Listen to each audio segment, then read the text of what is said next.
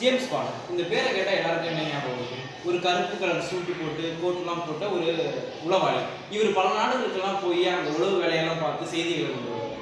ஆனால் ஒரு உண்மை என்னன்னா இது ஒரு கற்பனை கதை. ஆனால் இந்திய மண்ணில் ஒரு மனிதன் இப்படிப்பட்ட ஒரு செயலில் ஈடுபட்டு வாழ்நாளில் ஒரு ஜேம்ஸ் பாண்டாகவே வாழ்ந்தவர் தான் அஜித் குமார் தோவால்.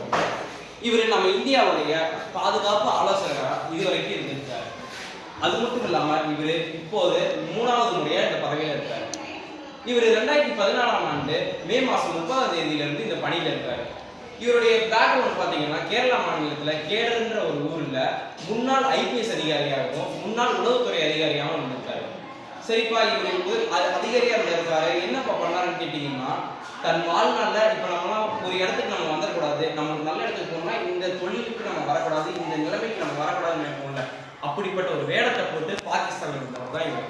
என்னன்னா, பாகிஸ்தானில் பிச்சைக்கார வேடம் போட்டு உளவு பார்த்து பல செய்திகளை இந்தியாவுக்கு கொடுத்தவர். இத்தகைய செயல்னால இவருக்கு இந்திய இராணுவத்தால் உயரிய விருதான, அதாவது பரம்வீர் சக்ரா மாதிரியான விருது போன்ற கீர்த்தி சக்ரான்ற விருதை இவர் கொடுத்திருக்காரு. அது மட்டும் இல்லாமல் தன்னுடைய இளம் வயதில் இந்த விருதை பெற்றிருக்காருன்றது தான் ஒரு சாதனை. இவர் இது மட்டும் இல்லாமல் 2016 நம்ம இந்திய இராணுவம் நடத்திய கவுண்டர் ஸ்ட்ரைக் மற்றும் 2019 இந்திய இராணுவம் நடத்திய பாலகாட் ஏர் ஸ்ட்ரைக் போன்ற தாக்குதல்களில் பின்னணியாக இருந்து பல யுக்திகளை வகுத்திருக்காரு.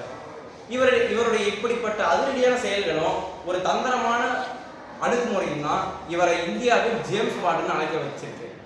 இப்படி இந்த செய்தியை நான் எல்லாருக்கும் சொல்லுறேன்னா, இதை நம்ம போற்றணும்னு அவசியம் இல்லை. இப்படிப்பட்ட ஒரு மனிதரும் நம்ம இந்திய மண்ணில் வாழ்ந்திருக்காரு. அவரை என்னைக்கு நம்ம மனதார வேண்ட வேண்டும், என்றும் நினைக்க வேண்டும் என்று கேட்டுக்கொள்கிறேன். நன்றி, வணக்கம்.